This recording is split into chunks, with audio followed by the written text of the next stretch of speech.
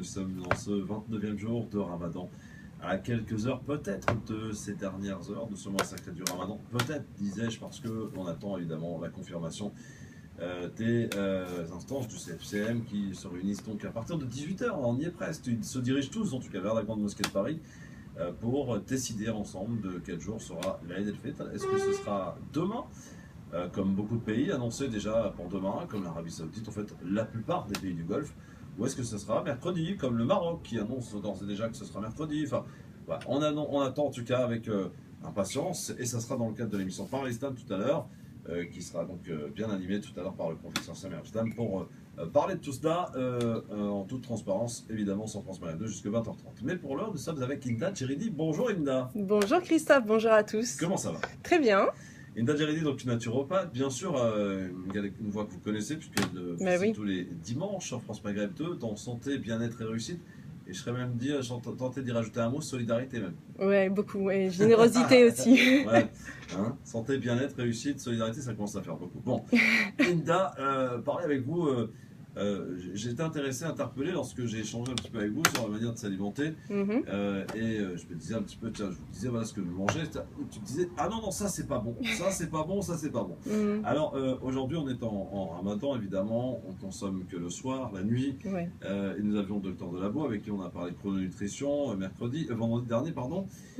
Hinda, aujourd'hui, demain, peut-être après-demain, on va remanger, c'est-à-dire tout à fait normalement, et même peut-être même avec un peu d'excès d'ailleurs, le jour de l'Aïd.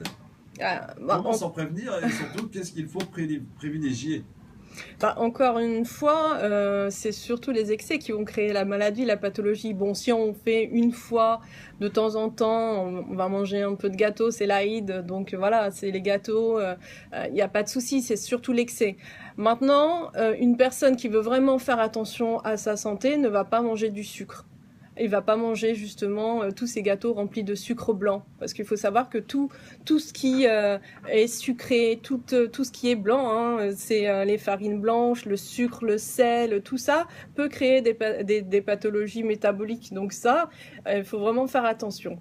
Donc pour répondre à ta question au niveau de l'Aïd, c'est pas parce que c'est l'Aïd que je vais me goinfrer. C'est pas parce que, en plus, il faut vraiment faire attention, parce que le mois du Ramadan est un mois de jeûne qui permet de mettre en repos justement son organisme. Donc c'est tout des mécanismes, hein, le mécanisme enzymatique, mécanique, le mécanisme digestif, tous ces mécanismes sont en repos pour que le système immunitaire puisse justement faire son travail, pour qu'il puisse nettoyer les tissus qui sont malades. Les tissus, tu savais qu'on se faisait des cancers tous les jours? Les cellules cancéreuses, exactement. Je sais juste que quand on jeûne, ça élimine des cellules cancéreuses. Donc, oui, bien sûr. Donc, chaque être humain fait des cellules cancéreuses, mais on a un système immunitaire tellement bien fait qu'il y a justement tout ce qui est le système, donc les globules blancs, les natural killers, les macrophages, tout ça, permettent de nettoyer ces cellules cancéreuses et les cellules malades. Et donc, il y a ce système de nettoyage pendant le jeûne. C'est pour ça qu'on dit qu'il faut vraiment faire attention. Attention à quoi? Le soir, à pas trop manger. Il faut vraiment faire attention, parce que le jeûne a été justement prescrit pour nettoyer et pour que la personne puisse retrouver un équilibre. La notion d'équilibre, elle est importante, hein, parce que l'équilibre n'est pas que dans l'équilibre alimentaire, il est dans l'équilibre psychique, il est dans l'équilibre spirituel, il est dans l'équilibre au niveau du corps. Donc ça, c'est important. C'est les déséquilibres qui vont créer la pathologie. Ouais. Alors on va parler de tout ça évidemment, ma chère Hinda, tout comme d'ailleurs des produits que l'on croit bons et que l'on consomme tous les jours. Je suis sûr qu'on est tous concernés là sur le coup. Hinda, tu vas nous expliquer en quoi d'ailleurs ces produits sont excessivement dangereux. Oui. Quand je demandais un petit peu ce que tu mangeais, j'avais extrêmement peur pour mon estomac, je te l'avoue. Cela dit... Pendant le Ramadan. Pendant le Ramadan, ouais. Même en Ramadan, je sais pas, t'as une manière d'alimenter qui est un peu bizarre, il faut le dire. Non, c'est pas une manière bizarre, au contraire, tout le monde devrait manger comme ça, équilibré.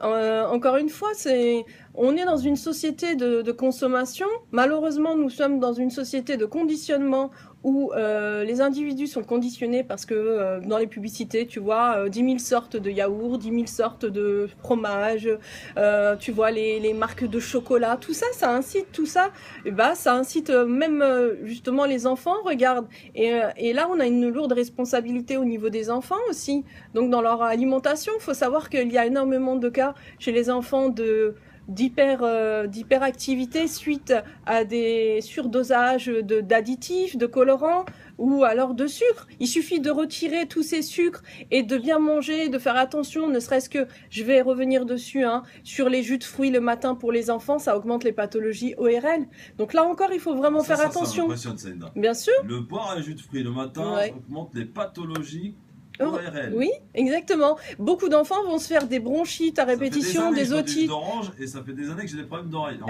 Mais oui, mais pourquoi? Parce que les acides de fruits le matin ils sont très mal digérés. Après, ça dépend aussi de la constitution de l'individu. Par exemple, tu as des personnes qu'on appelle des personnes carboniques. Ce sont les personnes qui sont de constitution assez forte, avec de la mâchoire assez forte. Ces personnes-là, elles peuvent prendre autant de fruits qu'elles veulent, il n'y a pas de souci. Après, tu as les personnes qui sont de nature phosphorique, ce sont vraiment les personnes qui sont longues. Bah, ces personnes-là, tu leur donnes des fruits justement le matin, et bah, ces personnes-là, elles vont faire des pathologies ORL, donc des bronchites, des otites à répétition. Toi, justement, t'es pas gros, et bah, tu prends le jus de fruits le matin, tu nous fais un peu le breakfast à l'anglaise, bah voilà, et bah, tu te fais des maladies enfin des pathologies ORL. Il faut vraiment faire attention à ça. C'est un peu différent de ce que le Brexit, ce qu'on a pu connaître quand même en Angleterre. Bon, c'est un petit peu moins dangereux. Oui, bah, ça dépend. Hein. Oui, ça dépend pour qui. Alors justement, tu vas nous parler aussi du lait. Alors, le lait, t'aimes pas le lait, hein. C'est vrai que j'aime pas le lait. Dans la médecine prophétique, justement, le prophète, il conseillait de prendre du lait. Mais le lait d'avant, c'est pas le même lait qu'au jour d'aujourd'hui. Malheureusement, les produits laitiers, nous sommes encore une fois... Ce sont nos produits pour la vie. Ouais, ça c'est ce qu'on voit, ce qu'on écoute, exactement.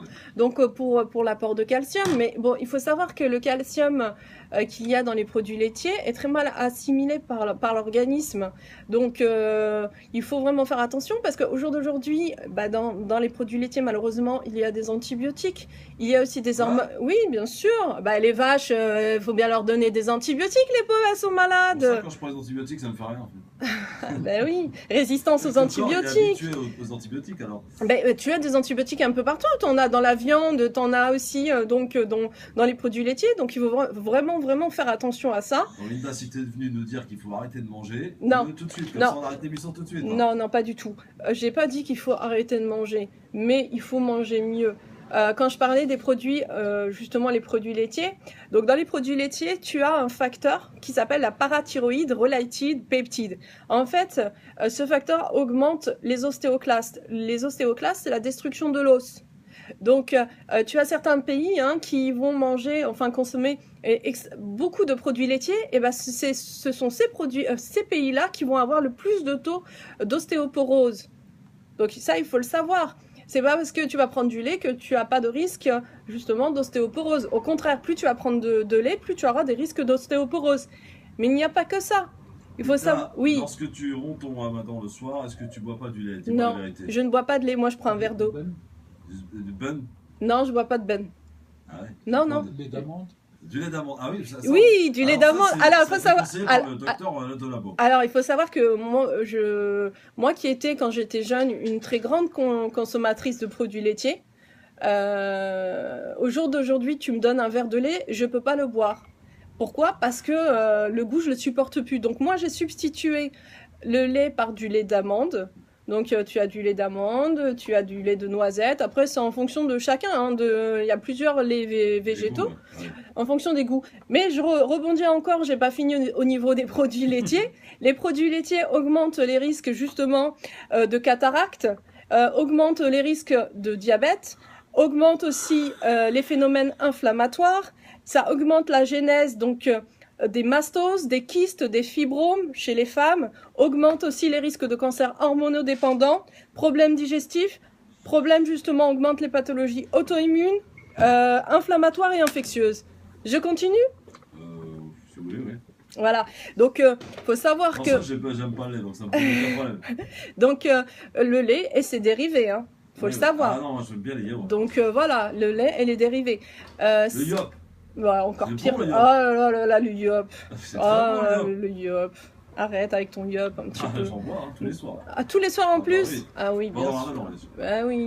Ah oui, c'est super le yop. Vous avez votre pote, moi j'ai mon yop.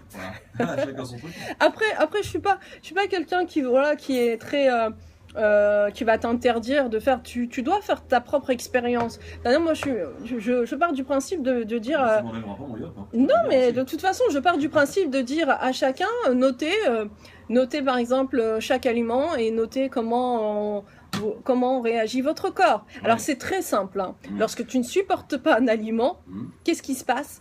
Tu as déjà ton ventre qui gonfle. Oui, c'est vrai. Alors ça, par contre, on y a le droit tous les soirs pendant Ramadan. Mais oui, Oui, mais c'est tout à fait normal. C'est parce que justement, soit on mange trop vite, donc on mastique pas assez. Ouais. Donc le fait de pas mastiquer assez fait que faut savoir que la mastication, eh bien plus tu vas mastiquer, plus il y aura le système enzymatique qui va se mettre en place. Il faut laisser le temps au système enzymatique à se mettre en place. Donc ça c'est important. Ouais. Donc voilà, au niveau des produits laitiers, donc j'ai parlé, hein, j'en ai sorti une. Donc les personnes qui ont par exemple des pathologies auto-immunes type la sclérose en plaques, la polyarthrite rhumatoïde, donc les personnes qui souffrent d'arthrose aussi pareil, il faut éviter.